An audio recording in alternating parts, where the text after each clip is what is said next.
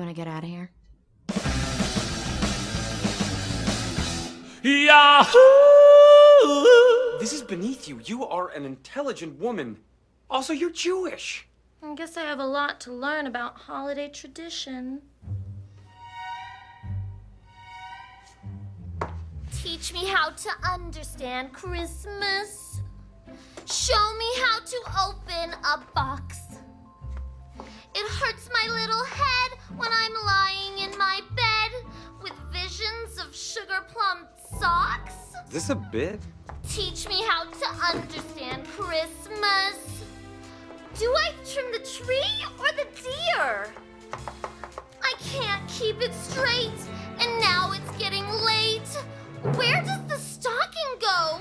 Here? I can't see. What's a Christmas Eve? Is that Santa's lady? Are snowmen cold or hot? Won't you be my daddy? I'm a silly Christmas baby. Tell me what to deck, 'cause I forgot. Annie. Oh, Wayne Hoodie understand the Christmas. Mistletoe for Edie taste good? Oh, you smarty, me dumb, help witty, have fun. Boopy doopy doop boop sex. Look, eventually you hit a point of diminishing returns on the sexiness. What's the diminishing? And might I just be so bold as to say, if our service representatives or people in the customer service or just service industry aren't allowed to shoot people when they're having a bad day, then we should fix the police. Yes, I think so. Can you imagine if on Black Friday you could be like, Janet, calm the fuck down or I'm gonna smoke your ass. Yeah, if Best Buy's employees had like stand your ground laws, but just for Best Buy. Everyone who came Best Buy would get fucking shot. Yeah, exactly. Like, okay, so let's syndrome this, okay? Either everyone can do it or no one can. I'm personally for no one can, but if we want to move into an everyone can society, then at least it's equitable. Yep. But let's paint a hypothetical here where, like, let's again use the neighborhood electronics store Best Buy. Let's say you are minding your own business out in the world, and there are just Best Buy employees walking around all the time, right? And the Best Buy employees are boys in blue, if you will. The Best Buy employees can accost you, beat you, and attack you, sometimes for no reason. Oftentimes. And you by law cannot do anything about it. Like, imagine you as a citizen would face more penalty for hitting a Best Buy employee that is wrongfully accosting you than the Best Buy employee ever would for shooting you. That's the hypothetical that I've painted. This is the game we are playing. This is where we are now. Again, playing with dangerous ammunition because I am in fact a white man. So I try not to be too flippant about any of these things, or to come off as being too flippant, because it is something that I take seriously. Yeah. But if you paint a little word picture like that, it really makes you go, huh, this isn't something about this doesn't seem right. Yes. If I kill a cop, my life is over, and I go to jail forever, and I never come out. Or you don't make it to jail. Exactly. Because they are also known for doing that. If a cop kills me, he probably won't even get fired. Right. That is the completely upset scales of justice that we're looking at here. Yeah, it's yeah. Seems messed up. It's very messed up. It doesn't even seem messed up. Seems messed up. Left the. Sorry, I need to not leave the door open for someone to wiggle through. Yes. Is messed up. Yes. I want to make sure that on this community podcast that we're very clear about police brutality, especially entering into the Chang storylines that we are going to be entering into for the rest of this season. Police officer using child soldiers to ascend to a minor level of educational fascism. Yes. I think it is important to know that I am against that. And I don't think that's good. Well, I am appreciative of your candor. Why would you say something so brave? Why would you say something? You gotta lean back with like you're holding a pencil. Why would you say something so controversial yet so brave? I have not seen a lick of the Eric Andre show, but it has given us. It's got zeitgeist out the fucking wazoo. Yeah, it's given us at least 4 incredibly important meme touchstones, right?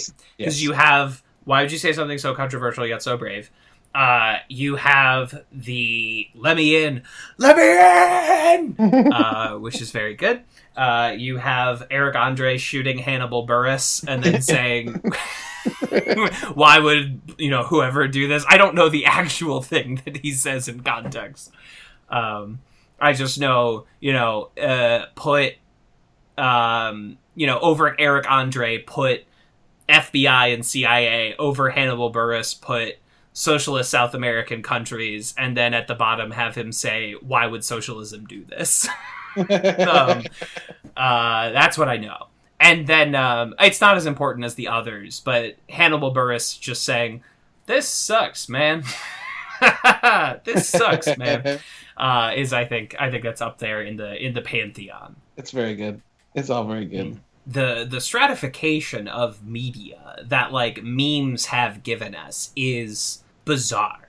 You know what I mean?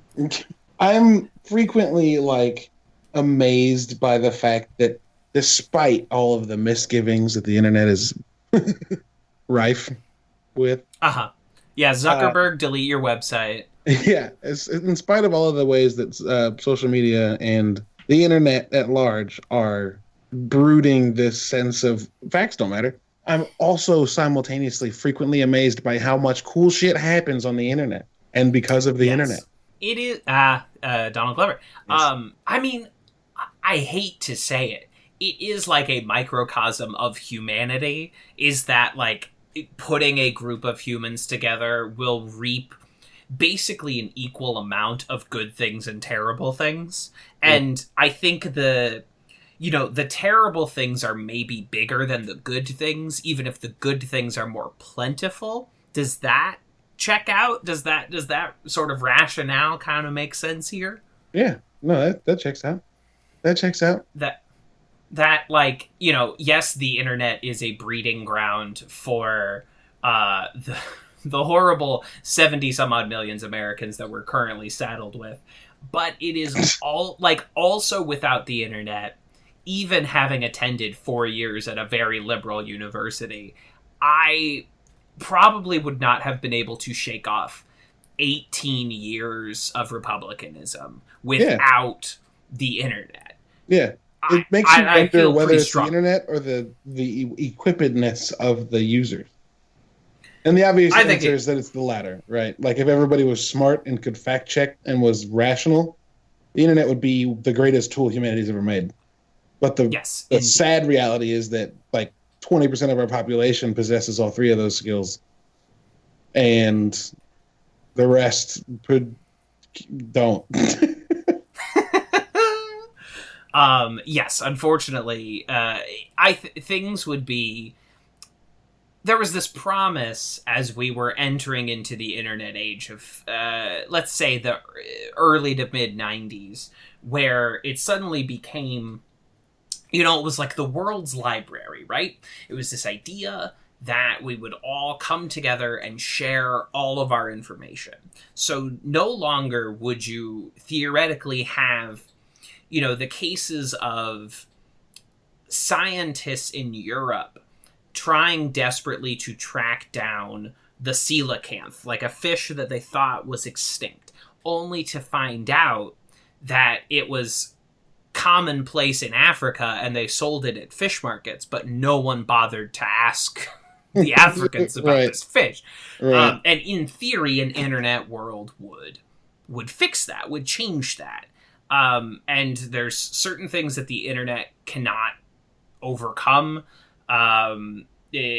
To speak again of Africa, like there is still a very specific set of images that occur in most Americans' head when they think of Africa, even though there are middle-class people in every country in Africa. You know what I mean? Like Right. it's not just a continent of a savanna.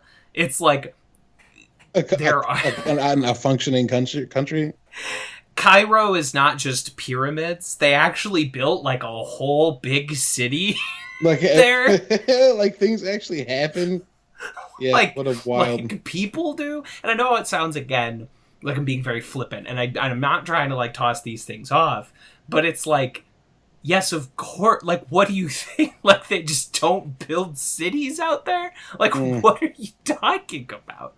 And yes, and it's like they only watched the videos that were provided for them in middle school, because by the time they were in high school, they obviously weren't paying attention.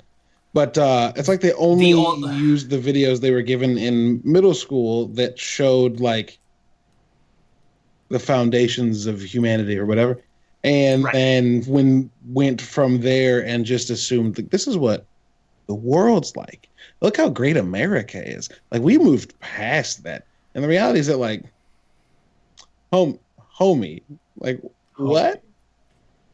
Yeah, I mean, I will speak to Missouri public school education vis-a-vis the continent of Africa. The rivers, like the birthplace of civilization, and then skip forward to pyramids, and then it's just nature documentaries. And that is and maybe the gods must be crazy. Oh, great. Yeah, where they worship a glass Coke bottle that fell from the sky. Do you know how many Republicans probably think that that's a true story? 100. I mean, no, I was about to say 100%. I meant 100%. that there were people that believed it, not 100%. Not every single person? No, I'll say like 95%. Yeah. But right, and my beloved fictional media is as guilty of this as the public school system. Is that like still American media will only show the parts of Africa that are war torn, vis-a-vis District 9, you know, the one character of Lost that's from Africa. Guess what? There are warlords involved. You know, it's and what little we get of Africa, you know, Transformers: Revenge of the Fallen. See, the worst part about District 9, I love that movie to death. The worst part about that is that it takes place in a place where apartheid was destroyed and like things were moving back to the way they should be, and reinstates apartheid for the sake of the film. And you could have set that anywhere and called it apartheid. But why did you have to go to Joe? Well, I know he went to Joburg because he's from Joburg. So right, he's telling a story about like, where he's from in theory. Sure.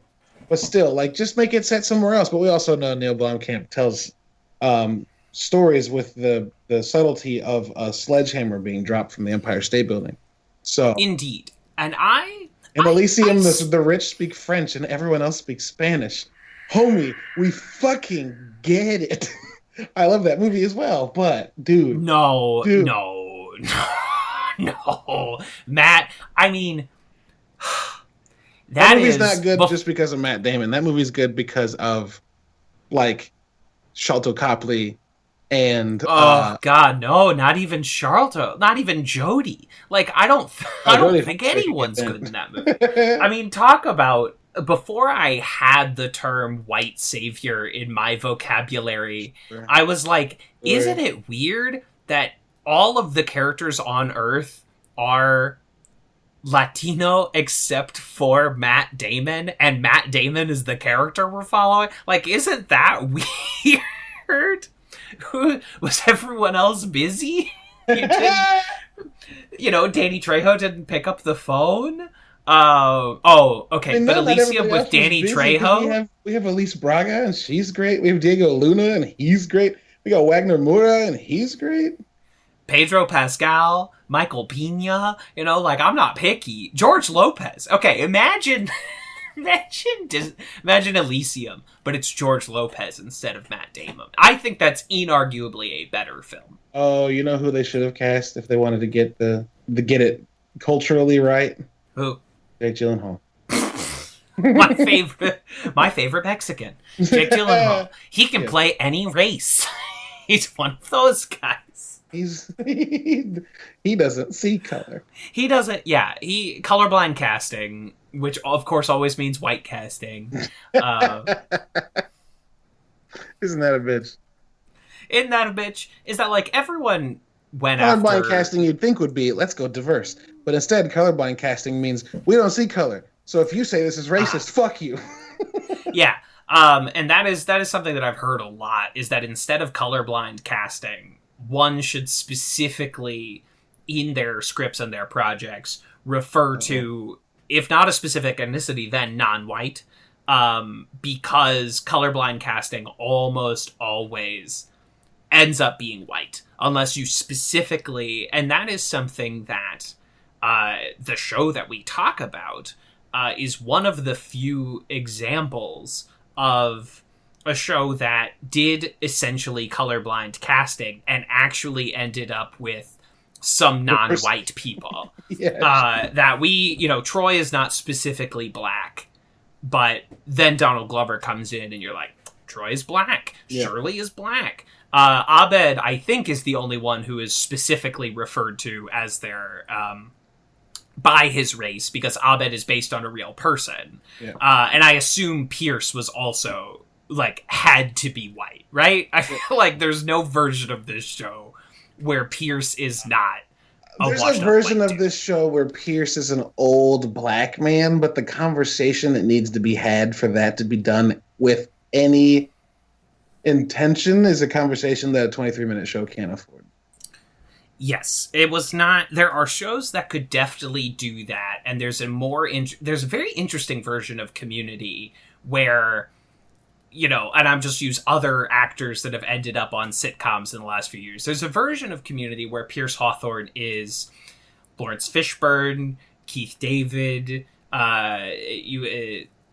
Garrett Morris, if you want to use a Chevy Chase Saturday Night Live contemporary. Garrett Morris ended up being on Two Broke Girls for 100 years instead.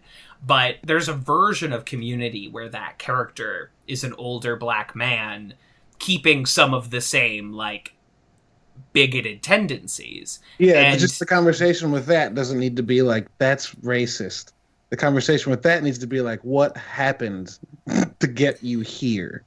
Yeah, how did you end up in this place? And I'm skipping over a bunch of actors that also could have done that same part, but Community is also working very specifically from a set of stereotypes. All of these characters, the original study group as they exist in the pilot, are all pretty well-worn stereotypes, and it's only later that the clay gets stretched out and turns into something more interesting. Yeah. And the racist old white man is a much more well-worn trope than the racist old black man, right? Right. You know who I absolutely loved to play Pierce, but who absolutely could not have done Pierce because he's too good? I want to hear it. Ted Danson. Can you imagine Ted Danson in this cast? I mean, but also God. I would never want to make him be an old racist jackass. He's too good for it. Right. Is that I can't allow Sam Malone, Michael from The Good Place, Becker. I don't want him to be racist. And I also think that if we cast Ted Danson in that part, Fred Willard is another actor that they went to for that role. Those guys are way too likable. Way too. I remember when Fred Willard showed up the first time, I was like, no, this doesn't work. This is not Pierce. But he was a name put out there. And don't get me wrong, Fred Willard is one of the funniest people. Well, R.I.P. was one of the funniest people on the planet. Just an absolute powerhouse.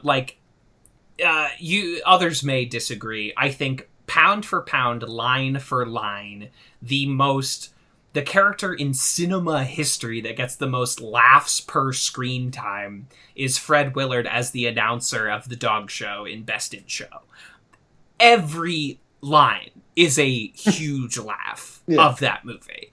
And if you put Fred Willard in that part, I mean, it's a good show, but there's honestly something oddly, unintentionally prescient about taking the old racist white guy that could be a laughed off trope and making him as unlikable as Pierce Hawthorne is. Frequently throughout this show. Yeah. And it's almost silly that the show like knows it's what am I trying to say? Like it's fortuitousness almost. Like early in season one, or maybe not season one, but there's a moment where the dean walks into the room and out loud notes that like this is the most diverse group I could walk up to because it has there is one of every kind of you, isn't there? Yeah.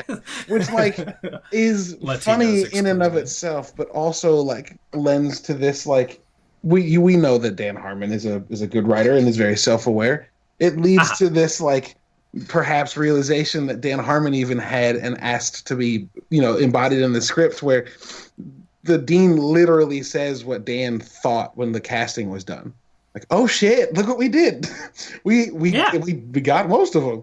And that's a funny thing for me because it's hard to watch most comedy and like give credit to offhanded things having more than one connotation unless it's like a show that Michael Schur has a part of or a show that Dan Harmon has a part of. Yeah, that definitely seems to be something that Michael Schur cares about.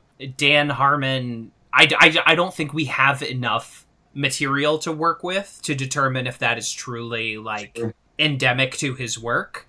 Because Rick and Morty is an animated show, and those rules, I think, are a little different, or at least are presented a little differently. But you have this show, and then Dan Harmon has not given us another live-action program, whereas, like, Michael Schur, the receipts are there. The Office, Parks and Recreation, The Good Place. He has an endless list of incredibly qualified, famous white actors that would love to be on one of his shows.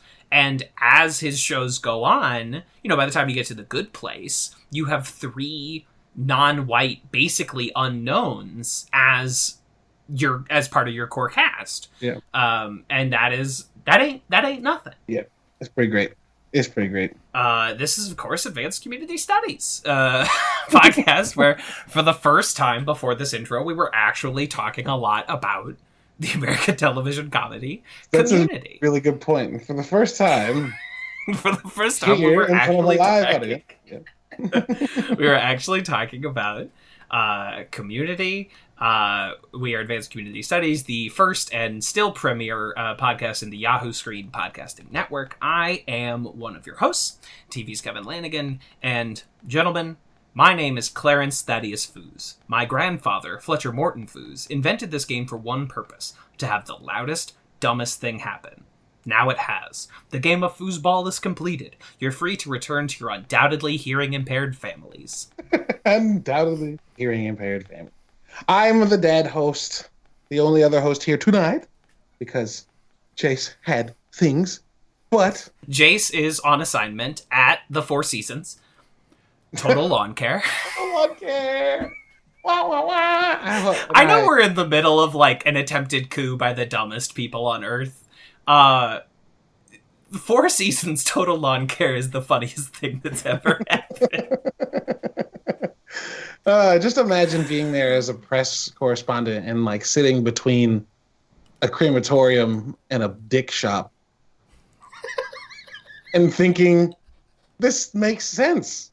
This is the only existence where this could actually have made sense. And sure as shit.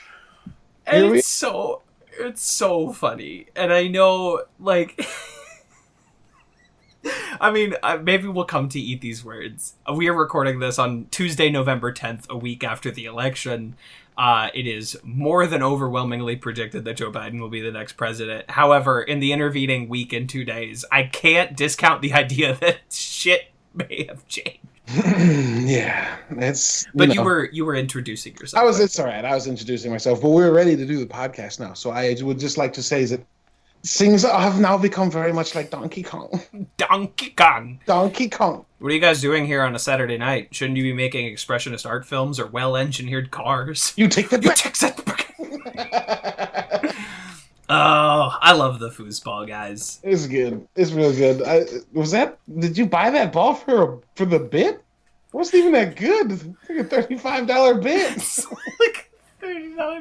We are, with this episode, I think, entering into a period of community comedy that will kind of keep going through the rest of the season, where it's these, like, long, drawn-out, kind of just a character talking to themselves. And the joke is that it goes on for, like, way longer than you expect. Because you have this. The other one that leaps to mind is in the first episode featuring the character of Subway. And the Subway representative is like, now, if someone will hand me my jacket, I'll just exit through the door. And then they're all like, it's right by the door. You could just get it on your way out. And he's like, I'm waiting here. Why don't you just get the jacket yourself? And the longest one of all time is a Keith David one. It's in the episode where they are making a movie using footage of Chang when he goes to become the ham girl. And Keith David just pulls this, like, green billiard ball out of his pocket. And he's like, now, where did I get this? This was just in my RV. It's a green 3. But I've played billiards before. There's no green 3. So where did this come from? And it's like, this one for so long. It's so weird and funny. That's incredible. But anyway, where did it come from? There's no green 3. So where did this come from? Every single time, I cannot escape it, and I cannot wait until we get there. Every time I read something that's a measurement of memory, and it's in terabytes, I always think those bastards did it. Those crazy bastards did it.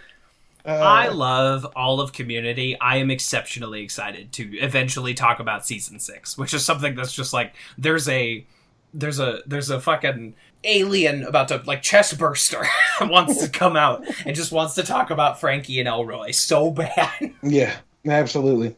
Well, let me tell you about chest bursters. Having a pregnant wife, not far from it. Sometimes the kid moves and I'm like, I've seen this and I need to leave.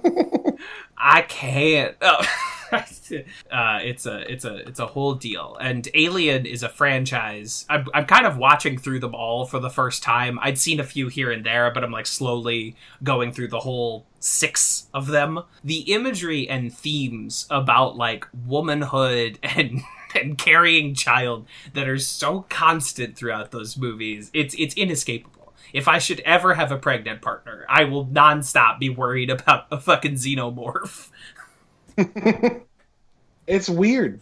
It's just weird. And, like, it's even weirder when, like, they don't just punch out in a direction, they punch out and rotate, and you're like, ah! And it's nightmare fuel, my dude. Sounds excellent. Sounds great.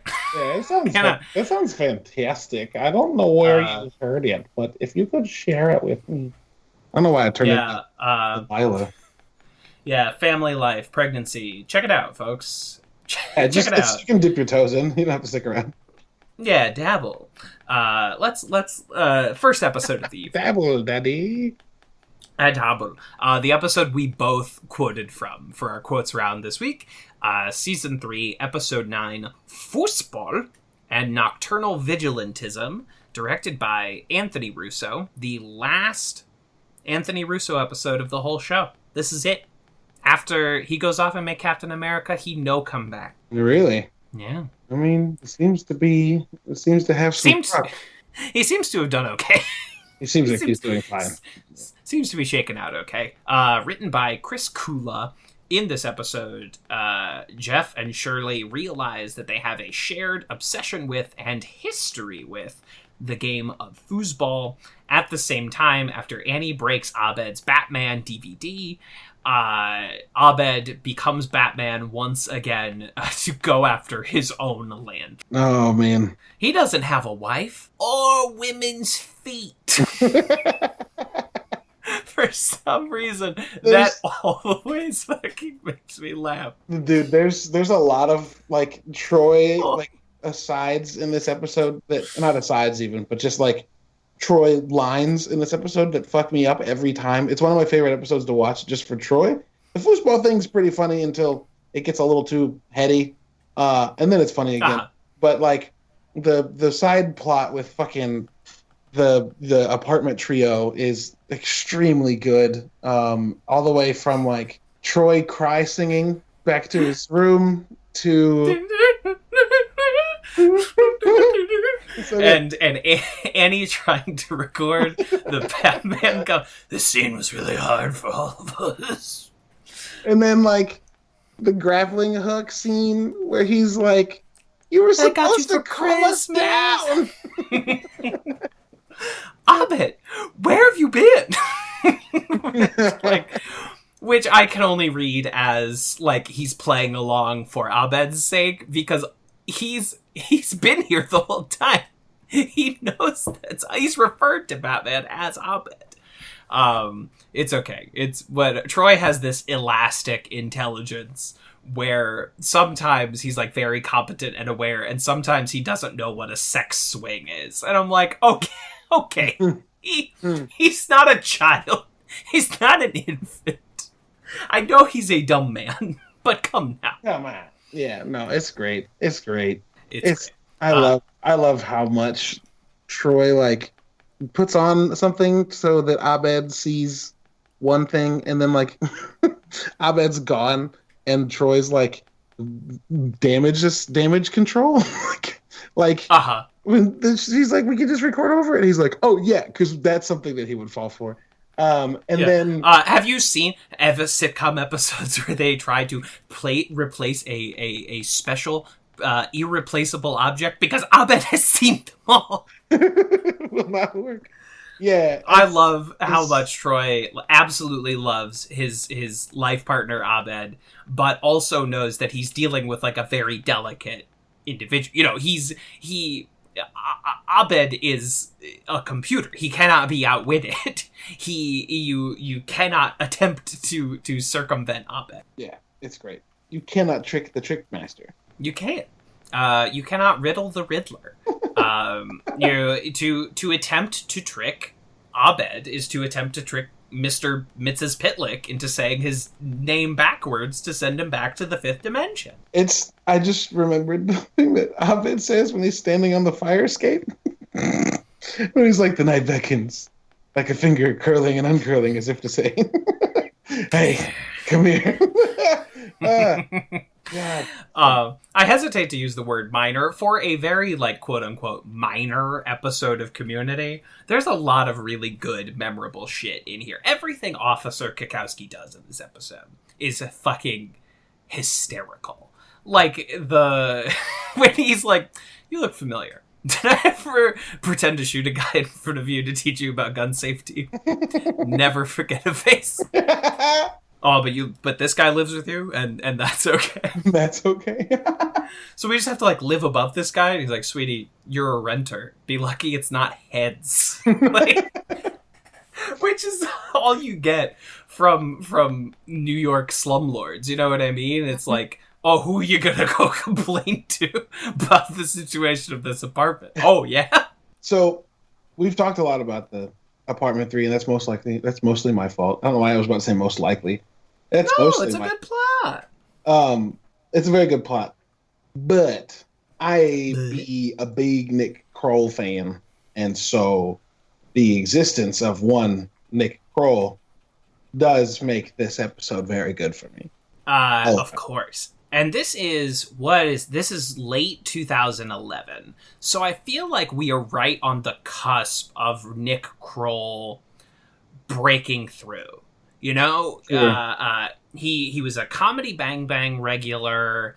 Kroll show starts like right around here or a little later. But obviously by the time you get to by the time you get to Oh Hello, his special with John Mulaney, he's now like an accustomed guy, and his big breakout character was Bobby Bottle Service, the like, hi dude, what you doing, come on over here, you know, like that Kroll voice, to the point where if you watch the movie Sausage Party, Nick Kroll is basically just doing that character in that movie. He basically just does that character in Uncle Drew. Like, you would have him show up to kind of just do like Rodney Dangerfield. Like, we're just gonna bring in Nick Kroll to do this thing he does real fast. I don't know if like there's actors that are stuck in like a character that like I get tired of. Of course, as I say that, I can't think of any of them. But like I feel like Nick Kroll and Jason Mantzoukas are just like they're both always the same dude, and I love it every time. They're such similar dudes each and every time, but my god, it always makes me laugh. Kroll has a little more. Kroll at least like does accents. Mantzoukas really is just like various pitches of the same exact energy, but I would also call Jason Mantzoukas like the funniest person working today. So you'll get no complaints from me. What's his name in The Good Place? David? Derek? Eric. Maximum Hi, Derek. I'm Derek. Yeah. And he's Derek like, just wine gets glass funnier. and just bites the glass. Oh, it's so much. I love it. Derek is my favorite character on The Good Place. Great. Derek is my number one favorite dude. He, of course, is in the Karate Kid episode of Community. He's Adrian Pimento on Brooklyn Nine-Nine, Dennis Feinstein on Parks and Rec. Like, he's on all of your favorite shows at some point, and kills some supporting role. It's absolutely fantastic. Maddening. But it's maddening, but it's great. It's maddening. Unfortunately, he is not in this episode, but Nick Kroll sorry, is. Nick Kroll is. They just remind me of each other. No, completely understood. I mean, Jason Mantzoukas is the one guy that makes Sacha Baron Cohen laugh. Like, Sacha Baron Cohen is notoriously prickly. He doesn't laugh at a lot of shit. But the reason that Jason Mantzoukas is like the second banana in the movie The Dictator is because like Sacha Baron Cohen just thinks he's the funniest dude on the planet. So just like brought him in for this part, and I can't blame him. He also is he's the funniest guy around. Don't know what to tell you. It's great. But Nick Kroll. Let's talk. But anyone that hasn't seen Oh Hello on Netflix, his special with John Mulaney, big recommend from me. I've seen it like 5 times. It is funny every time. Yes? Did you hear that or no? I heard the Sorry. the classic Community drum roll leading into. Yep. Don't know why that happened, but I hit the 1 button on my number pad on accident. That's why that happened. So addition must be hard for you. You know, you're typing it, you're trying to like add up some numbers on the old computer, and every time you hit a 1, it's like give me some, carry the 1, give me some more. Yeah. Oftentimes I'm like 111, and it's like it's the worst. The way that rang out was very much like an old school comedy club drum roll. It's like, hey, take my wife, please. Yeah. Oh man, I kind of miss that style of comedy. I wish we'd bring it back. What do you make of this Jeff and Shirley plot in this episode? Whoa, interesting. That's an interesting question. It's like the two. It's not. I wanted to say two oldest, and it's not because Pierce is old. But it's the two people in the middle of their lives who, by and large, throughout this, have had like small moments of like introspection into how they are, who they are. Mm-hmm. Getting a moment to like focus on each other and learn what it's like to respect people that are your age. Because like the rest of the show does feel largely like it's Jeff and Pierce and Shirley trying to make it with the young crowd. And with the Utes. And this is, the first time that like they really get a whole episode to like just be in each other's ear. And you get to find out like literally what I was just saying, like what made one way and what made one another. You know what I mean? Absolutely. It's this weird thing where Community hones in on Jeff and Shirley's dynamic in fucking episode 4 of season 1. Like, where they're mutual gossipers vis-a-vis Vaughn is such a strong pitch for what those two characters have in common and can do together. And then the show just refuses to capitalize on that. Yep. For most of its runtime. Because you have this great this is a very solid Jeff and Shirley plot. I like these two together. This is not my number one favorite of theirs, but like we get them again when they both go to the carnival. Mm-hmm. And Even then, in that the season, feels like it's in the similar vein, right? Like it's 100%. them dealing with the interestingness of actually, being in the same place on a level playing field with someone your age. They get to act their age in a place, and like in that episode specifically, Shirley's like, "Stop acting like the rest of the kids." You're not. Exactly. And there's this great moment. It's not a plot by any means. It's really just like a scene. But in the season 5 finale, while like the insurance appraiser is like giving a speech, Shirley takes Jeff aside and she's like, "I know that like this bothers you more than you're letting on. Like it's okay." And he like kind of brushes her off, and she's like, I know you. I know who you are. I know that this bothers you maybe more than anyone, and it's okay for you to admit that. Yeah. Instead of following Shirley's wise advice there, Jeff, of course, channels that into almost eloping with Britta because he's Jeff Winger. Right.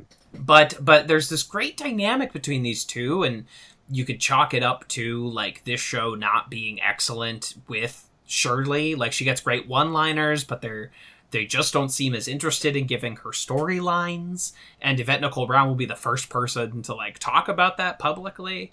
But it's always been this weird, great dynamic that the show had, but just almost refused to capitalize on. Yeah, it's weird.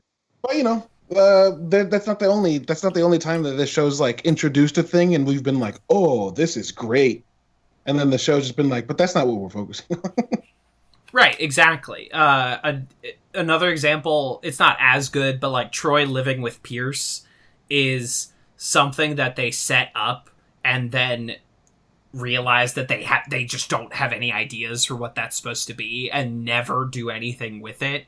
The most we get with it is in season 4 after Troy has moved out for over a year. Right. That's what happens when you're just like making a Damn, that's season 4, the Halloween episode where Pierce hides in his shit. In his really shitty low budget mansion. I know that they had like no money, but like, man, that mansion looks like shit. And yeah, it's in season 4. That episode, and we'll get to it sooner rather than later. That episode has one of the greatest jokes, probably the greatest joke of season 4, where they find out what date Pierce built his panic room, and it was the theatrical release date of Do the Right Thing. That is... What? That is one of the funniest jokes this show has ever done. That's incredible. That's so funny, dude. I rewatched it recently because I was a guest on You Can't Disappoint a Podcast for their Halloween special. And I was like, I haven't seen the season 4 episode basically since it aired. Let me rewatch it. And it was good. It's the best episode of season 4, I think. It's good. It's good. That episode has one of my favorite, like, I think it's in the intro, but I don't know. But it has one of my favorite exchanges between Troy and Shirley when they're trying to suss out what he and Britta have done. Yeah. As a relationship. He's like, we've been doing some things, but not too many things. He's like, "Oh, we do things." And then Britta shoots him a glance and he's like, "Not all the things. Some things." And then it just goes, "Things." Things. Very good. I love that every time. Anyway, back to the episode we're on, the whole season earlier. Yes. The episode we're on. I know that there are probably some people that take issue with this retcon that, like, Jeff and Shirley knew each other when they were kids. I don't really. I don't know, maybe that's just, like, such a well-worn sitcom trope at this point that I just accept it anytime a show pitches that to me. That, like, oh, they actually knew each other when they were kids. Yeah. But they didn't know it was them accidentally. And I think the resolution is like sweet, these two that cause so much pain for each other, kind of come to a mutual appreciation, not through victory, but through solidarity with one another. Yeah, through like sticking it to the other. Well, yeah, essentially that being like, "Yo, your insistence on this game is stupid," and then they just leave it. It's great. Right. like comparing it to the last time in this exact same set that Jeff was in a sports competition, being like the billiard episode, and how like the ultimate victory of that was indeed victory, was schooling Coach Boggart at the game of billiards. Yeah. But 2 seasons later, he is at a point where it's like, no, the victory is not victory. I don't need to win. I win through the relationship I've developed with my friend Shirley. Yeah. The show has moments several times where you're like, you know what? That's really good. And I'm always kind of surprised by them, despite the fact that that's just what the show frequently does. You know? And so it's always fun to like be surprised by when you think a thing's gonna go one way and you're like expecting this big old payoff, and then it's like, actually this is better, and you're like, oh, you know what, it is. I'm sorry, my brain was trying to think about the name of this Western that does this. There's a movie that came out last year called The Sisters Brothers. That's Walker and John C. Reilly in an old scatty Western. And like that whole movie is like, what if we made a spaghetti Western and didn't do anything spaghetti Westerns did, which was make things far too ridiculous for reality. And instead it's like, fuck it. We'll do what's probably what happened more often than not.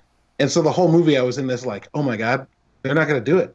It's just going to, oh my God. And I loved that. I loved that the movie was like, what if we told you a better story that was just like realistic? I don't know. That hits and lands for people. I know people that like a thing will upset their expectations and they're like, man, fuck that. I like it most of the time. So I'm weird. I'm also a dad, so I'm really easy to please. That's my Dads, notoriously easy to please. Dads either become harder or softer. And there's one of 2 directions you can move in when you become a dad. And it seems like you went for softer. Yes. Dude, straight up, this is an aside, but welcome to the show. For the weirdest, I have no idea, whatever motivation it was.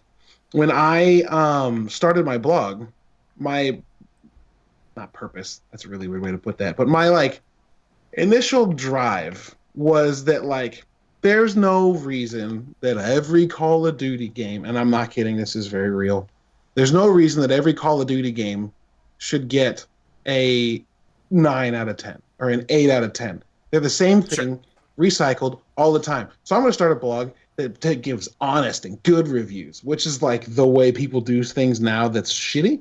Uh-huh. Like 4 years ago, sure enough, right when my daughter was born, maybe a little earlier than that, but not to give myself too much credit, like, I don't know. But there was a moment where I was like, yo, like, games are hard as fuck to make. Yeah. So why would you ever be an asshole? You could be like, I didn't like it. But why would you try to be an asshole for something that arguably works great? And like, since that moment, I've been this person. It's like, hey man, like shit's difficult as fuck most of the time. We'll get over it. Like, it'll be fine. So yeah, having a kid makes you care less about getting upset about everything. Sure. And I think that is a natural step on the trajectory of maturity, and just a kid kicks you so much further down that line much more quickly. Yeah. Like the kid is like putting a Game Shark in, and suddenly like you have 100 rare candies that you just spend all at once. Yeah, sure. That's Pokemon for you, who was not allowed to play Pokemon because of evolution, as was revealed in last week's episode. But yes, that is something. I mean, that's something I also have as I like make things, you know. And most of it's been podcasts, but I do plays and I do web series and I have scripts for movies, and I know how hard it is to make all of these stuff. Like, I feel bad anytime I criticize an animated movie because, like, do you know how fucking hard it was to make whatever shitty movie you're watching? Exactly. That's literally it, dude. It's like, I don't even know if it was something that I'm not going to give myself that credit. It wasn't something I came across naturally.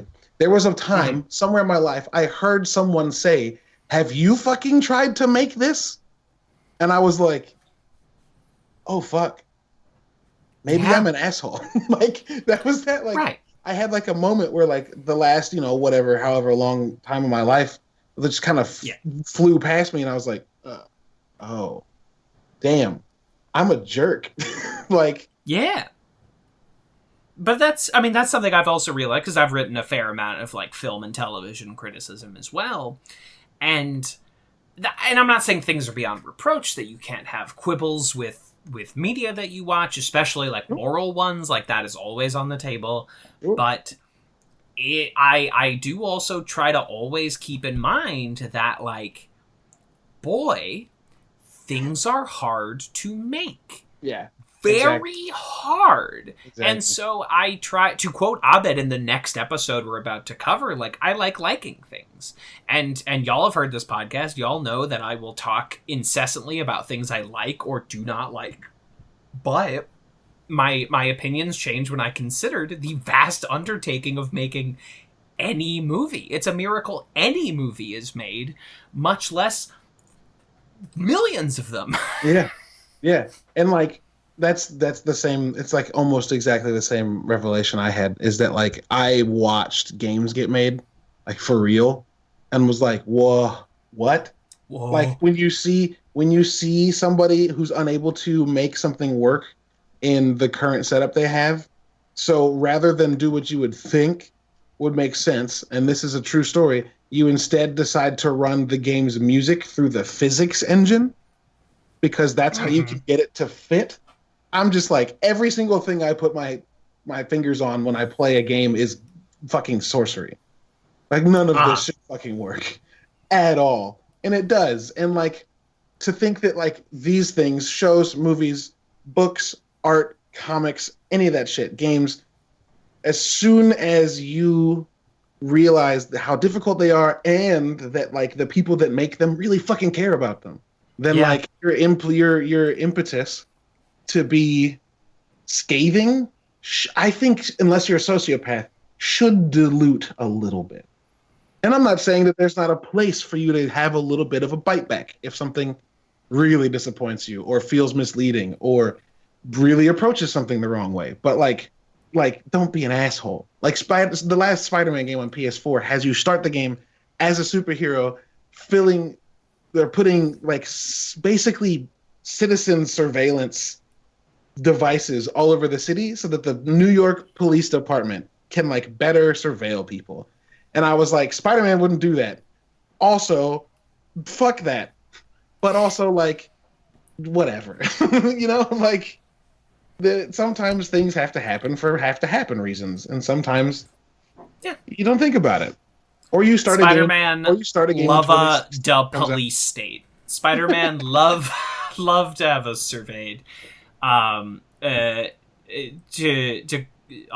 pin on this for a little second. I watched Dog Day Afternoon for the first time this past weekend, and it is hilarious how fast that movie has like New Yorkers turn on the NYPD. Like, it takes only a mild push from Al Pacino to get a whole like 300 New Yorkers just start booing the NY. It's so funny, dude. I love watching things age poorly. It also breaks my heart sometimes, don't get me wrong.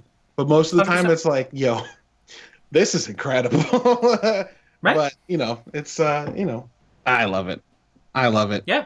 It just the whole means thing. that It's like, we all love Yuri, the cop on our radio for most of Spider-Man on PS4. But maybe it's okay that she's going to turn into the Punisher. Because, like... Also, I played that DLC and I'm like, okay, she's either a new character or they're making her like their version of the Punisher. I did not play the DLC. That makes me really alarmed. Sorry. Because there were those 3 DLC packs that all kind of build story on top of each other, and the one that is focused on the magia, the Marvel like mafia, is basically like her supervillain vigilante origin story.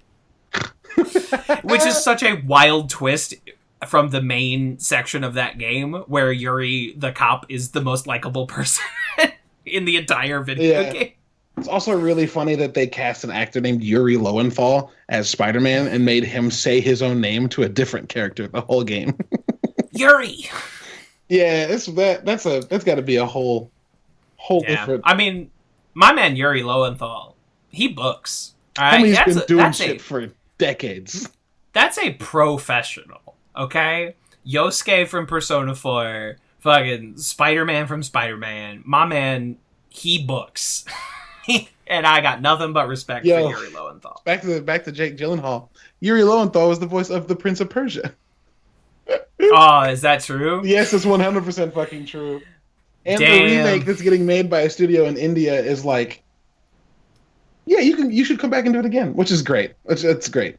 Yeah, I mean, that is a tricky territory where you're like, Yuri Lowenthal is the beloved voice of this character. Today, we wouldn't cast Yuri Lowenthal in this role, but it is also like, it's a legacy casting, you know what I mean? And, we can talk all day about, like, the optics of voice acting and how white actors play non-white characters all the time. And Uncharted did that famously, and people got really pissed. Claudia Black? As Naomi, Chloe?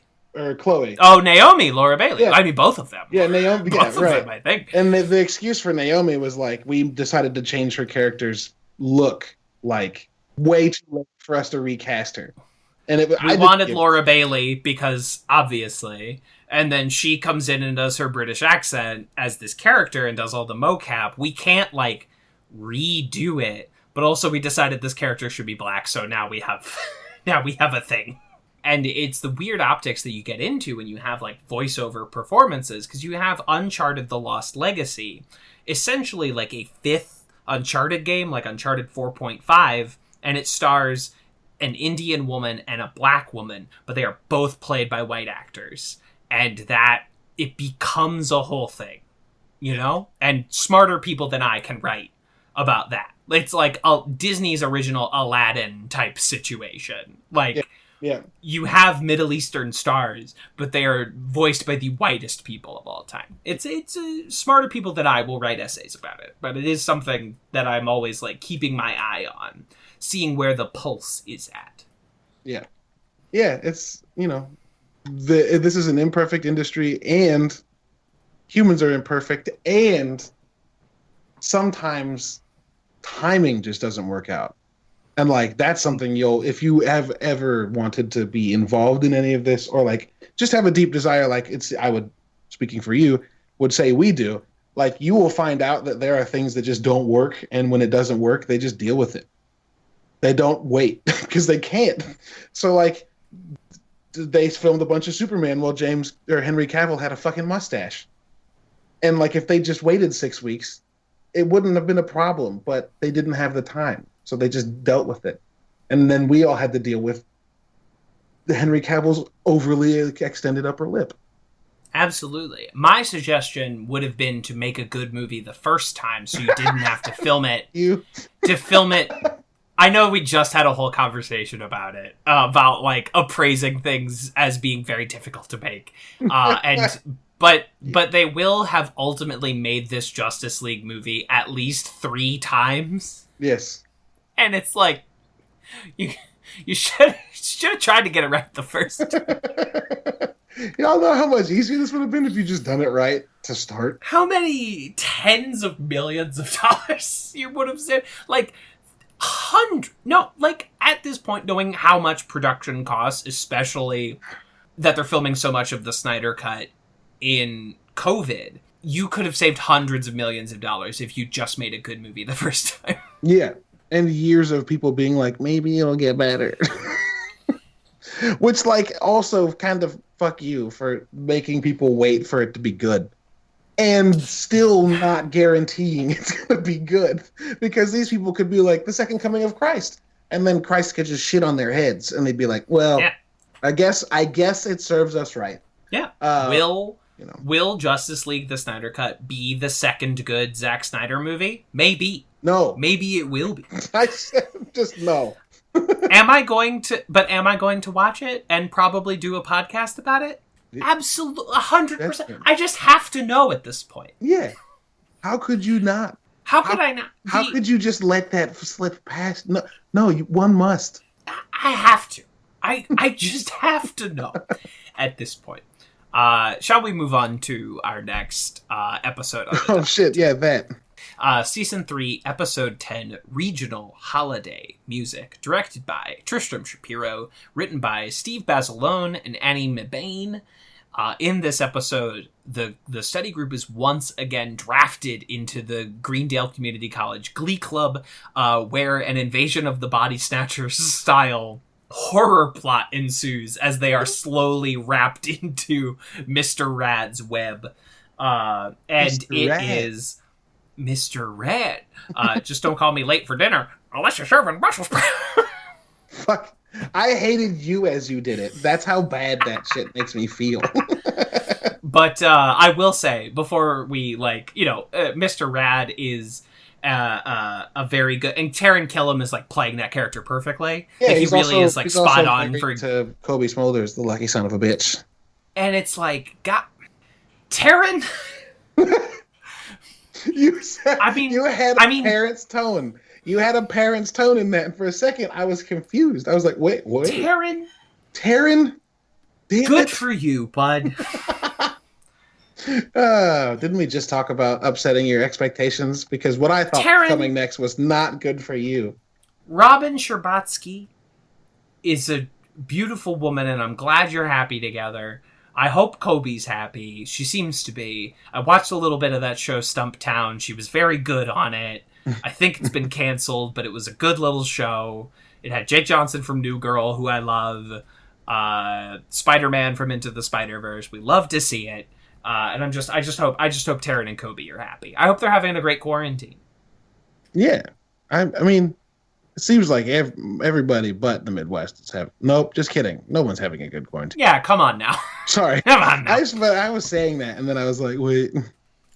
Is your quarantine slightly better if you are Taron Killam and you are quarantined with Kobe Smulders? Probably. That's actually... Honestly. That seems okay. Honestly. If I all right. had to pick a side, it would seem that there's... If I'm... this has all been bad for the economy, for the loss of human life. It's been terrible. But if you're Dave Franco and you're quarantined with Allison Brie, honestly, that doesn't sound too bad. You're quarantined with Allison Brie and you're childless?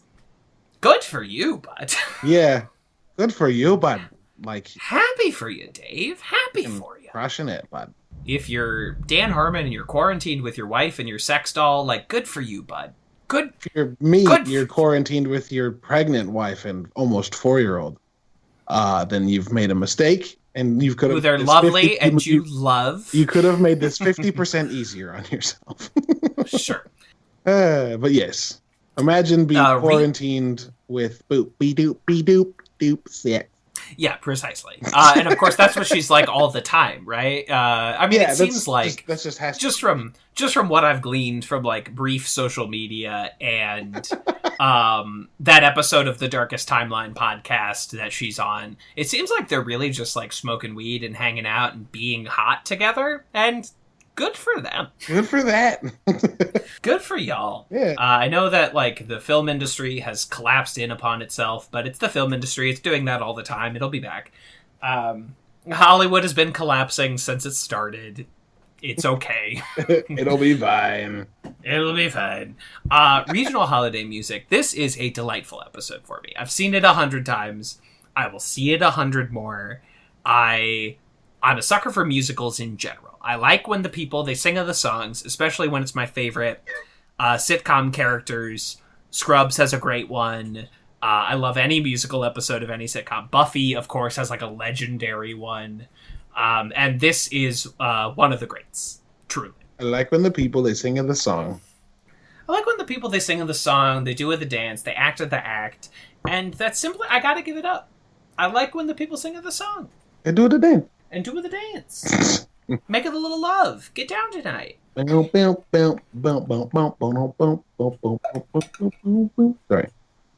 Are you okay? Yeah. We've do you have a personal favorite song from this episode?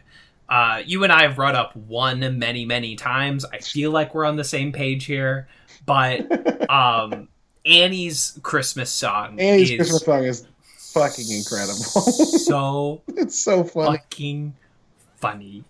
Bree, it's maybe the best comedic showcase Bree gets on all of Community. Just like her as a performer is so funny. The song is hilarious. Her like escalating Betty Boop voice. This just goes worse and worse. It's so funny. Yeah, as she loses her facilities of language as she goes from just fucking literally is talking gibberish. Brain hurty understandy Christmas. Yeah, dude. It's one of those things where initially you're like, oh, this is interesting. And at the end you're like, please make it stop. Please. No. Please make it stop. Eventually you reach diminishing returns on the sexiness. Literally, yes.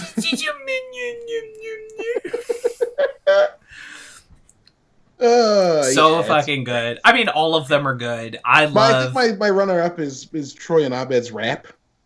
Yoip! Oh. Don't even cover past enemy lines. Yeah. So good. About being a secret Jehovah's Witness. I am Jehovah's most secret witness. And I might just dedicate my life to Christmas. And act just like I love it. The ABED is great. This episode's fucking great. It's fucking great. I might have to give my runner-up to Baby Boomer Santa. It's really good too. The song they sing as like the decades pass to placate to fake butter and Pierce's and Twin Peaks. It's so good. Santa Claus born in 1945. It's so good. Oh my god. Donald and Danny are on fucking fire. Oh shit, dude. Episode. But it's also really good when like Shirley just can't resist telling the kids why Christmas happens because she's having a fucking like meltdown. They didn't go tell you. That's what they do. They're not going to. It's so fucking funny. And Yvette just like killing it on the vocals, just blowing out the rafters. It's incredible. She goes into it so much. And Britta's just like hiding, trying to walk away. Like I love Britta's. I love that Britta's the foil to the whole episode because like everybody else has a song. And like I don't know if it was a literal conversation where it was like we're gonna do a singing episode. Who is really uncomfortable with that? Or who if they were just can like, sing? Yeah, right, sure. Or if she was just like, don't. Britta's adorable. She's a tree. She's a tree. But her like attempts to keep everybody like straight through this, stay on the path of we're not doing this, is great. And then when she goes to get Jeff and he's just camera's like. Because Joel McHale also notoriously can't sing. I think that Gillian is like one step above that, can like carry a basic tune, like at least sound like she's singing. Joel McHale, even in the season 3 musical number, doesn't even sound like he's singing. He's kind of just like Rex Harrison talk singing. and then Gillian's like one half step above that. Chevy can do his like piano thing, but either like didn't want to participate or they didn't want to give him much of a song. So he doesn't really do anything. And then everyone else, they've got pipes. You know what I mean? Bree can sing. It's a little jarring when you realize like Pierce just didn't play ball. Chevy just didn't play ball. Yeah. And maybe not didn't play ball so much as just like everybody else has a little bit of something. And then his is like very obviously not him singing, and it's like, nah. It's the only time in the whole episode I'm like, you're welcome. Right, and he has that, and he also doesn't in his scene where he brings in the kids to sing for Shirley. You know, when everyone else is under the Glee Club spell, when they've turned into like John Carpenter's The Thing in a Christmas sweater, they have this like ear-to-ear smile, this like creepy, terrifying like Joker gas smile, and Chevy doesn't even attempt to play that, and it kind of spoils the bit a little bit, not like fully to any extent, but everyone else is really playing it up, and he is not playing it at all. Everyone else is like, let's do this. He's like, no. Which feels very Pierce. Also, as we know after the fact, feels very Chevy Chase.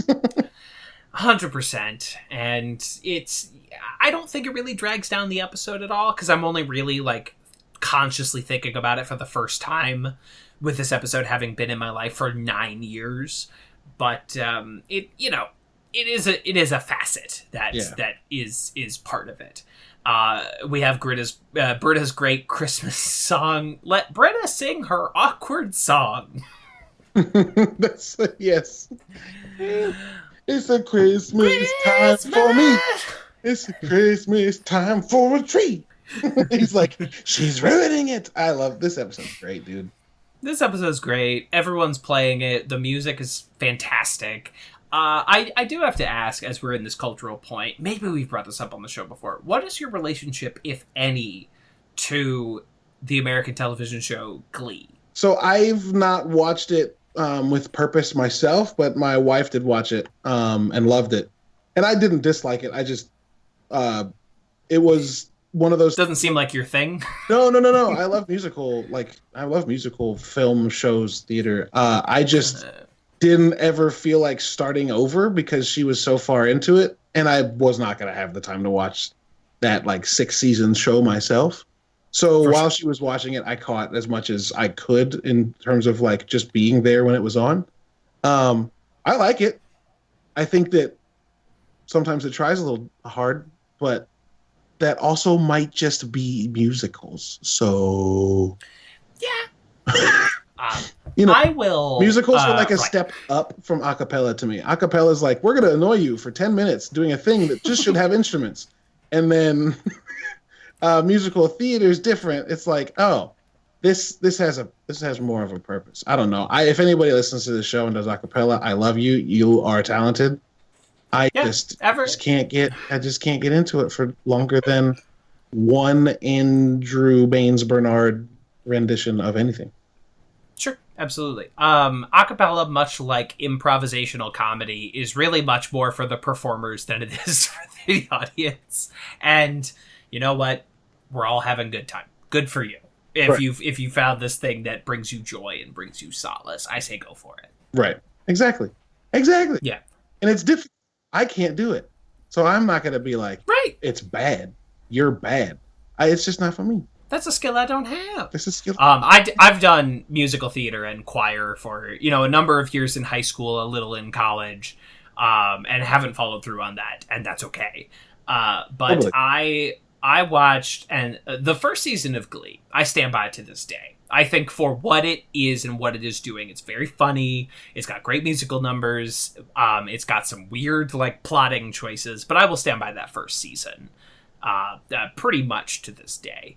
The second season is pretty crap, but they introduced this all-male singing group that is excellent, and then they dissolved that group at the end of the second season after a season that I didn't think was very good, and I said, cool, done with the show. They got rid of the only thing that was keeping me around. I'm out. Which also is basically what happened to Game of Thrones. Not singing-wise, but that's pretty much, I'm like, oh, we're getting rid of these guys?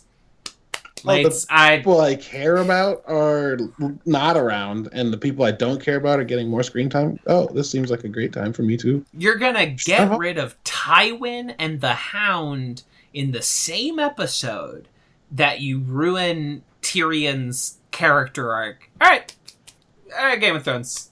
I think we're okay. I think this is where I had fun. I think this is where you and I part ways. And apparently, judging by Robb Stark was great. And Robb Stark was cool. That storyline just kind of died. Yeah, it just died. Unfortunately, Game of Thrones, vis-a-vis character death, had the same problem that The Walking Dead did for me, was that it never made the character death mean anything. It was always just shock. And it was like, they're dead, now what? And then it was like, we will answer that for you before you get to think about it, because we have other characters we want to get to. It was like, cool, you could have just... Okay. Whereas the drama shows that I like, if they kill off a character, make it important, not only for that character, but for the larger story. Like, it's thematically resonant how this character is leaving the show. See Lost, see Hannibal, any of the shows that have talked about too much on this podcast about Community. Yeah. I have seen one Glee episode after season 2, and it is the school shooting episode, where at the end of the episode you find out a girl with Down syndrome brought a gun to school, so Glee kind of goes off the rails. Dude, yes. I hate to be the guy to tell you about Glee's school shooting episode, which I believe is called Shooting Star. No, it's not. Please don't. Please don't. Glee Shooting Star. Don't look. I don't even want you to look it up. I'm so curious, but I don't want you to look it up because I don't want you to ruin that. Oh my god, it was that show got so bad. Who the fuck? A seemingly regular day at McKinley takes an unexpected and terrifying You've turn when an already unthinkable event has God. lasting It's consequences. Called Shooting Star. It's called Shooting Star. Oh my god. Oh my god. What songs are in this episode? I remember Don't like look being 'em mad. up. Stop. Don't. Your Song by Elton John.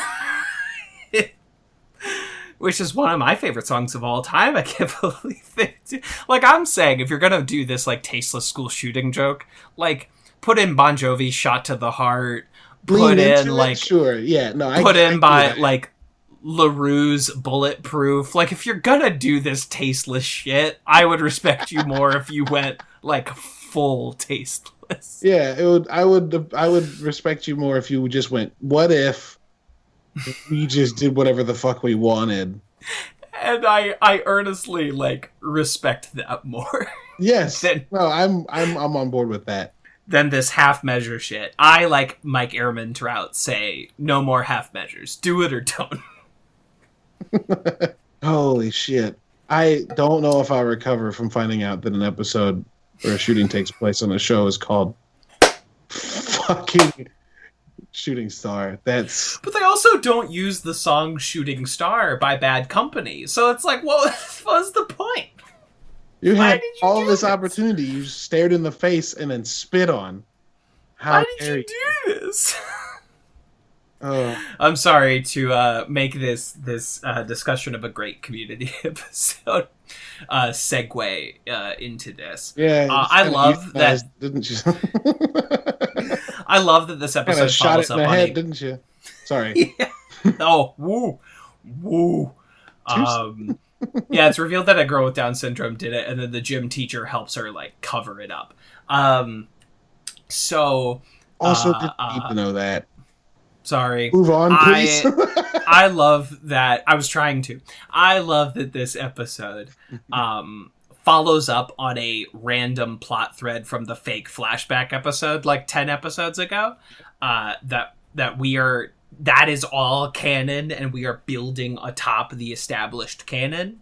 Yeah, The other example of something like that I can think of is the Ass Crack Bandit, where it's like 3 seasons later, we're going to take this minor reference and build it into a whole David Fincher parody. Yeah, it's great. I love that the show is like, remember that one time we said that one thing that you just you surely just threw away? Well, we weren't kidding. And you're like, oh, damn, all right, okay. Because then that prompts you to make sure you didn't miss anything else that might be pertinent information, which is kind of a show's way of being like, fuck you for thinking you could do something while you were watching this. I love that shit. And it's kind of cruel, but I love that shit. I like this. I like where they're like, hey, you fucking nerds. I know you're paying attention to this shit. You're writing this shit down. Well, here you go, you fucking nerds. Yeah, but you're going to like this one. The good version of fan service. Yeah. I think that... Yeah, Exactly. Endgame. Well, I think Endgame. Infinity War is the bad version of fan service. Yes. But Endgame is the good version of fan service. I like that shit. And I also think it's the good kind of reference where if an audience member is not aware that they are missing a reference, it doesn't. You don't feel like you're missing anything if you don't know there's a reference that you're missing. Sure. Yes. This. Yes. Anyway, good dang episodes. You want to move into rankings? No, I don't, but we're gonna. So let's do it. Oh, we're going there. It's just gonna get more stressful. Absolutely. Anyway. But I find it's like when I'm really depressed and my solution is to watch a really sad movie. It's like actually the stress of this takes away from the stress I feel about other things. And so it's a good channeling of my stress. Does that make sense? Yeah, I've never allowed myself to do that. I've had the urge to like, I'm bummed. Let's watch something that validates my being bummed. I'm normally like, guess I just won't consume any entertainment now because I don't want to listen to sad music and happy music feels wrong. You know what I mean? I just kind of like, I guess I'll do something else. It's dumb. Now I'm gonna go watch a movie when I feel sad because you gave me permission. Yeah, and everyone feels differently about these things, and it really is different from like person to person. But me, as someone that suffers with depression and to a lesser extent anxiety, I find it helpful to, if I'm super depressed, I'll put on Paul Thomas Anderson's Magnolia, like a 3-hour movie about human misery, because it's on my wavelength. Sure, like my solution if I'm sad is like I need to go listen to some sad music to not only feel someone else is also feeling these things, but yeah. See, I've had the urge to like spin up Manchester Orchestra and just listen to their sad ass music, but been like no, because this makes me sad. But yeah, that's I've never thought about it as like it meeting you where you are instead of trying to drag you out of where you are. Yeah, it meets me where I am. Whereas, like, I never feel more depressed than when I am around really happy people. People that just seem, at least externally, to be effortlessly happy. Sure. And that only exacerbates any depression that I am feeling. It's something that I think there are certain episodes of Christmas movies and episodes of Community about Christmas that hit the like depression of that time of year, and I really like those because they're meeting me on my level. I don't feel like I am not living up to the happiness that others feel. I am living in other people feeling like I do. But again, everyone is different in that regard, but that works for me generally. Yeah, that's a good point. One of my favorite Christmas time set movies is Iron Man 3. Yep, a movie about someone dealing with post-traumatic stress disorder. I love In Bruges, which is a Christmas movie about depression. I like that kind of thing. It's my bag, baby.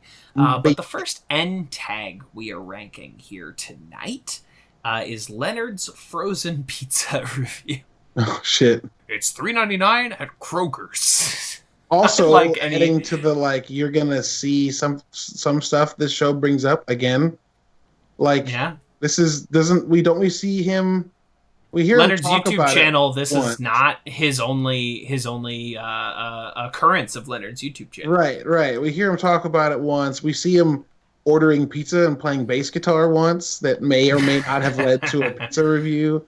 Yeah, there's all sorts of. He reviews Let's Potato Chips, I think, as like the last season 3 end tag. Is like him reviewing Let's Potato Chips, and then there's like this hulking black dude that walks into the room. His like roommate that starts like making eggs or some shit. Yeah, it's great. Leonard's Frozen Pizza. I like this. I love Leonard. Leonard is the best non-study group member on the show. Leonard's the greatest. Is the all right? So the old measuring stick. How does this rate against Donald Glover, Screaming Slut? That was a weirdly musical. I don't. Yeah, it had a natural vibrato. Yeah, that's a. I don't know. I mean, Slut's better than this, I think. But we are in the right territory. Yes. It's not. Methinks. It's not by and large better. It's right next to it. We're right here.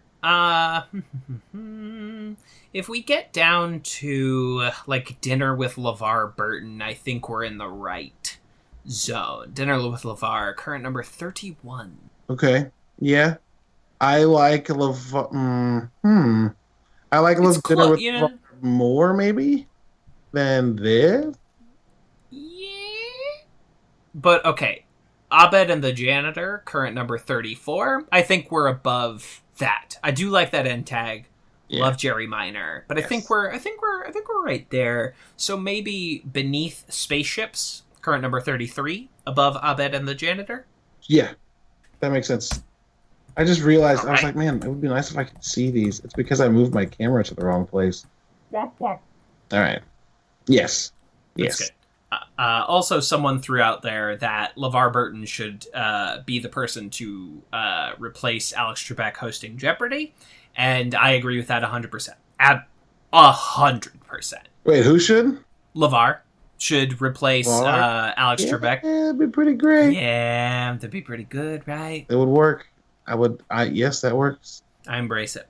Anyway, the next end tag is the Carol of the Bells as sung by community cast members doing their catchphrases. It's great. This is a lot. My favorites. This is a lot. It's the closest Community gets to like Big Bang Theory territory, where it's like, oh, all of these characters have like catchphrases that they'd say. Yes. But it's none of the main characters. It's all like Dina Lena Lean, you know. Yeah. Pup.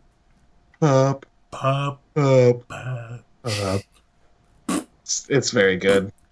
Chang. Oh, I forgot Leonard fucking blows raspberries. Oh shit. It's so good. Yeah. It's an end tag. You got Starburns in there. That is a tasty end tag. Yeah, that's real good. Like, I would put it above And.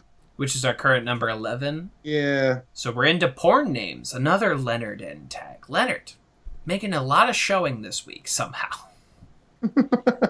He's got that habit. It pops up when you expect him to. So another musical section in our top 10. Betty White Africa Rap. How does this stack? I think I would might watch give this the... more. Oh. You think so? What were you going to say? You were about to say the opposite. I was going to say the opposite. I think I would get... No, I would give the slight edge to Miss Betty White. Okay.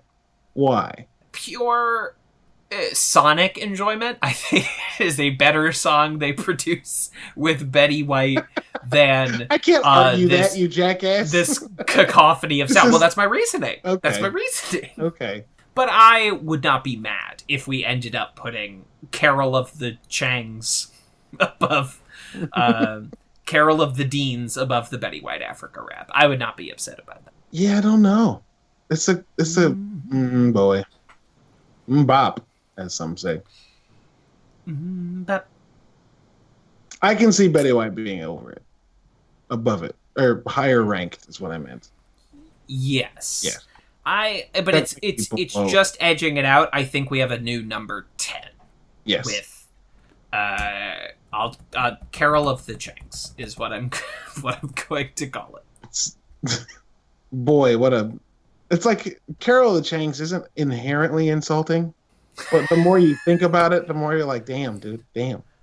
It also sounds like I'm making an oblique reference to actor Carol Channing, which I'm not. Rizzo, R.I.P. Is that Carol Channing? Is Carol Channing Rizzo in Grease? Anyway, now we get to the episode rankings. Foosball and Nocturnal, Vigilantism. So why don't we start? Intro to statistics. The first appearance of Abed Batman is our current number 30. So why don't we use that as a starting point here? Interesting. Okay, and that's the party Abed Batman, right? First appearance of Slater, Pierce tripping balls. Yeah. As much as I like this foosball episode, I do think I will give the slight edge to the season 1 Halloween episode. Yeah. But I would hear the case in the other direction. No, I would watch Intro to Stats more readily than I would this. Not because this one's bad, like you said, but like it's just not. It's not the intro of Slater, and that deserves a place above most things. Anyway, yeah, I would put it. God, I feel so mean putting it in the 30s, but not everything can be a top 10. Not everything can be in top, and we have a heavy hitter right after this. Like I would put it 39. 39. Beneath Biology 101. Custody Biology Law. 101's a pretty solid episode. But above the Eastern... Oh, shit, I like Luca, though.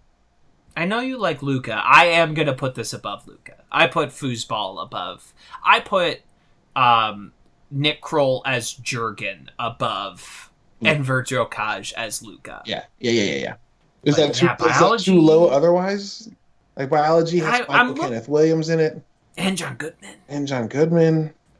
And it also has a musical number. It does. Although that's the other episode that we're... Yeah, but the other episode we're talking about has all musical numbers. If you asked me which one I would put on right now of like Biology 101 or Foosball, and maybe it's because I've seen Foosball more, I would probably put on Biology. I just think Biology has more going on in it than this one, which is why I would put it 39. Yeah, S3E9. Foosball and Nocturnal Vigilantism. And this episode is how I learned the word Vigilantism. Yep. And today is when I learned how to pronounce it correctly. Yeah, or probably from Superman, superhero mythos. Although they usually pronounce it Vigilantism. That's what I would say. And then you said Vigilantism when we started, and I went, "Oh, I'm doing it wrong." I hate to be that guy. There's not the letters aren't there for it to be pronounced Vigilantism. No, they're not. They're not. Those letters aren't where they need to be for that to be the case. Oh, so now we have regional holiday music, and I think this is going to be a motherfucker. So let's go to the season 2 Christmas episode, Abed's Uncontrollable Christmas. And how do we stack this against that? I like this more than that. I know that was a very quick answer to a very weighted question, but I like this more than that. I am in agreement with you. I would probably catch myself. I'm probably jumping the gun. Forgive me. No, go ahead. Speaking of jumping the gun, I would probably catch myself watching Conspiracy Theories and Interior Design before I would catch myself watching this. I agree with you. I love this episode. I don't think it ekes out Conspiracy Theories to crack the top 10. Yes. That top 10. The top 10 is going to have some distance between us and the next time we have to crack it, I think. There's going to be... There are... For the rest of this season, which is a season I really like, there is really only one after Glee Christmas that I would position as a top 10 episode, and that's Pillows and Blankets, the Pillow documentary. Yes. Is the only one left in this season, and I really like Virtual Systems Analysis, the Dreamatorium episode, but is that better than Conspiracy Theories? I don't... Yeah, I like the Law and Order episode. Oh shit, the fucking first Chang Dynasty is also this season, though. Yeah, the heist is good. That episode's really good. And there's a few in season 5 that I think have a shot at cracking the top 10, which is like the Ass Crack Bandit, Lie Detector, Lava World. They have a shot, and there's a couple in season 6, but it's tough going to crack the top 10 at this point. Is basically what I'm trying to say. Yep. Which, if we're talking about a show that's 80 episodes? How many is Community? Yeah. 110. 110? Yeah. Being in the top 10, that's an honor. Yeah. You are literally in of the 11 echelons, you were in the top one. Like, to get into the top 10, you have to be an episode we like more than conspiracy theories and interior design. Like, fuck you for trying. Exactly. Exactly. You think you're gonna make it in the top 10 with conspiracy theories being number 10? Yes. Okay, so we're not in the top 10 here. I maybe like this one more than For a Few Paintballs More. The Star Wars paintball episode. Star Wars episode. I'm trying to think like which one I've watched more, because that's generally the measuring stick for me. If I like a thing in Community, I don't like savor it. I binge watch it. So like every time I start, it's like, did I finish that episode? I might as well start it over. And I think that when it comes down to it, I've watched the season 2 duo pack of paintball episodes more than most things. So I may not be the most unbiased of judges for this, but like, I think it's better than Abed's Uncontrollable Christmas. I don't. What's cooperative calligraphy? That's Annie's the pen episode. This is not as good as Annie's pen. It's not as good as Annie's pen. So it does literally come down to who holds number 12. Shit. Is it Star Wars paintball, or is it I might put it above paintball, actually. If we are considering it against Star Wars paintball only, I am gonna give the edge to this. And maybe that's just my own. I mean, this is a partial list. This is a subjective list. Yeah, I said list, I'm biased, and like, who gives a shit? This is our list. Who gives a shit? This is bias. This is literally a list of biases. And I like musicals more than I like Star Wars. And perhaps it is that simple. I mean, like maybe the concept of musicals more than I like Star Wars. Yeah, that's a pretty valid point. I do not like musicals more than Star Wars, but I also only see moments of this episode as Star Wars. The rest of it feels a way more like a military parallel to me than actual Star Wars. There's a few moments, but not nearly as referential as the first one is to Western. It is like well, I mean, the first one is like the first one's The first one is it has turned the Western dial up to 10 or 11. The Star Wars episode is like 4 Star Wars, and then like 4 war movie, and it's a great episode. It's our number 12, but regional holiday music. Yeah, and if you think about it, like the first episode has it easy because it's aiming to replicate or imitate rather genre, imitating a specific. I mean, you could argue Star Wars is a genre at this point, but like the tropes of Star Wars are so bastardized from everywhere else. That like if you imitate Star Wars, you're just going to be imitating a medium or a not even a medium, but you're going to be imitating an imitator. So at that point, are you really, don't get me wrong, you can people are going to listen to this and add us about this specific comment, but don't get me wrong, you can imitate Star Wars. Absolutely. You can imitate Many have. But this is not an imitation of Star Wars.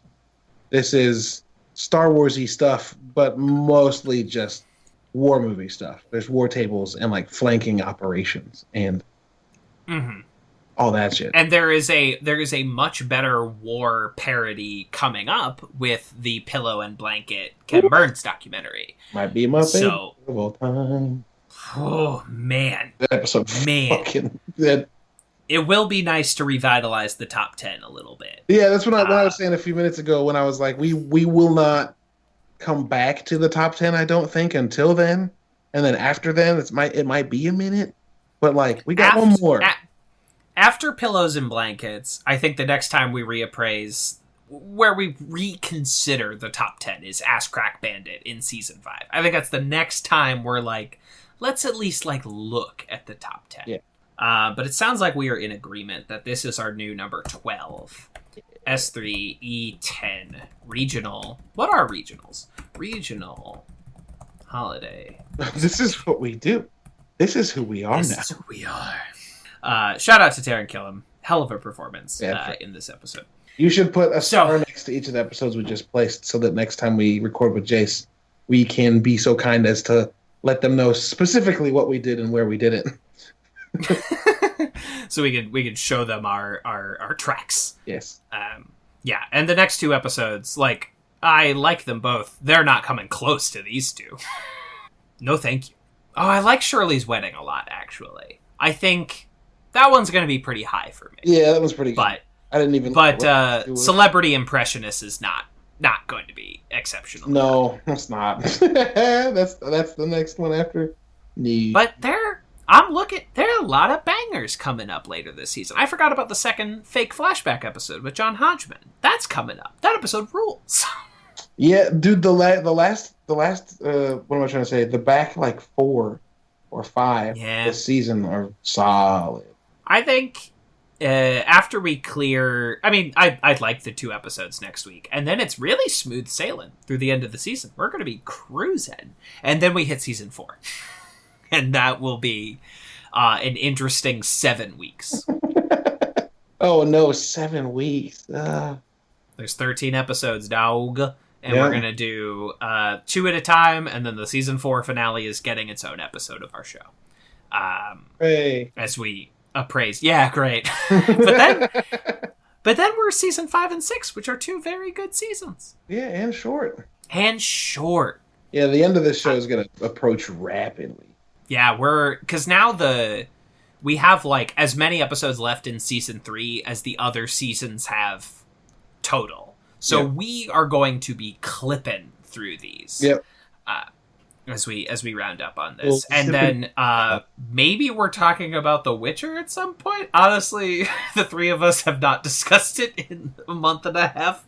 And the 3 of us have not been together, not live, to talk about it. But we'll figure it out. Maybe we will, maybe we won't. We'll make it happen. Or we won't. Or we won't. And audience, you'll move on with your life. Maybe we'll just start when you have the baby. We will start covering The Witcher so you don't miss a bunch of Community, and then sometimes you'll be there or sometimes you won't. Sure. And that's okay. You know what I mean? Sure. Luckily, this isn't a 9-to-5 job. So the odds that I will need to be gone for a long time, probably pretty low. That might just mean that But I also don't want you to feel pressured with a newborn child and a 3-year-old to have to be here during that, especially that first month. That is deeply appreciated. This is not a job. You're not making any money off this. I think you're getting some Twitch subscribers, but I got a few. That's the most. That was pretty great. Yeah, that's the most you see. And we'll do another one of those, but sometime later. We'll save it for something special. Another election. Oh, but why would you say that? We'll do it for the Georgia runoffs in January. But it's getting pretty late Eastern Standard Time, so any plugs you got, I say lay them out. I don't really have any. I have the new Xbox, so that's cool, and I'm going to be streaming on it tomorrow, so that's cool. But other than S that, or man, X? The Series X. I got the big beefy one. Oh, you got the big beefy. Yeah, when you go to a restaurant, you order from the menu that which would satisfy you, and that's what I did. And that's the big beefy. I love it, and that's twitch.tv/nerdybitstv. Yes, indeed. Other than that, man, we got a long road ahead of us. It ain't gonna be quick at all. So just be strong. Yeah. Whether or not the dumbest people on Earth attempt a coup, there's a lot of work still to be done. And it seems like there were some good victories, and it seems like there were some setbacks. And we're probably going to bring up the Georgia runoffs a lot on the plug section of this show. In fact, I'm going to do it right now. Please donate to the Democratic candidates and the Act Blue situation for these Georgia runoffs, because that could mean old Mitch McConnell is no longer the majority leader of the Senate, and by God, that turtle man needs to be in the soup already.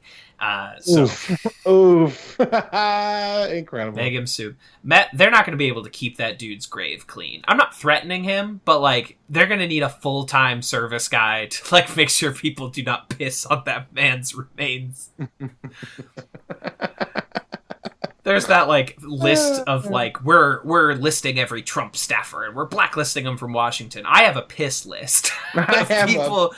Piss list. I have a bucket list for people whose graves I do intend to piss on at some point, even if that means I have to make a special trip to Kentucky just to make it happen. Sure, you missed an opportunity. I thought you were going to say you have a bucket list for people a bucket of piss. Dump a bucket of piss on you. yeah, exactly.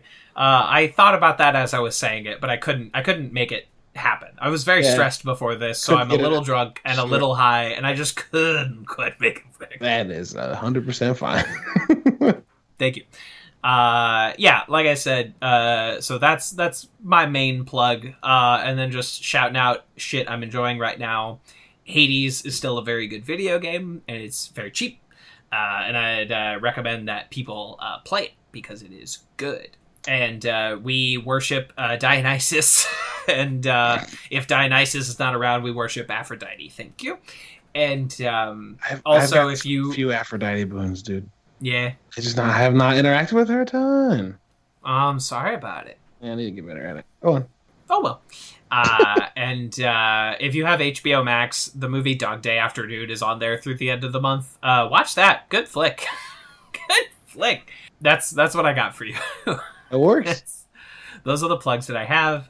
We will be back next week for us, 2 Michael Jacksons and Shirley's wedding rehearsal.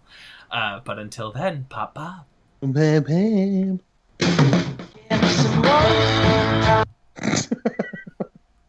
Woof.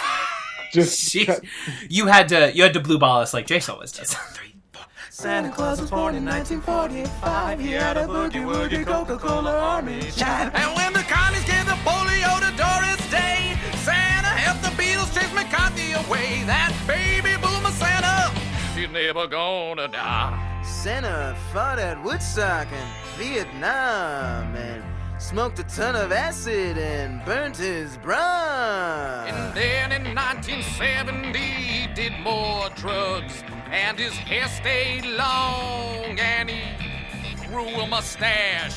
Baby boomer Santa, he's gonna stay alive.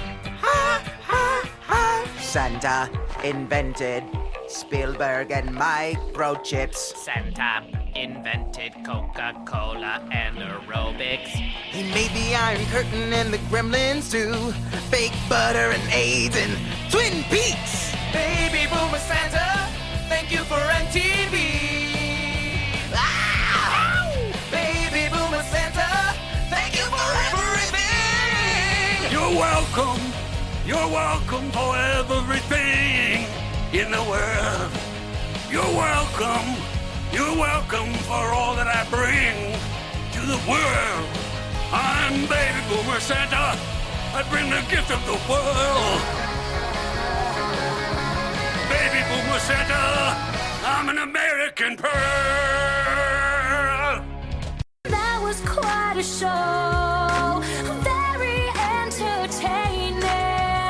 Please tell your friends about this show.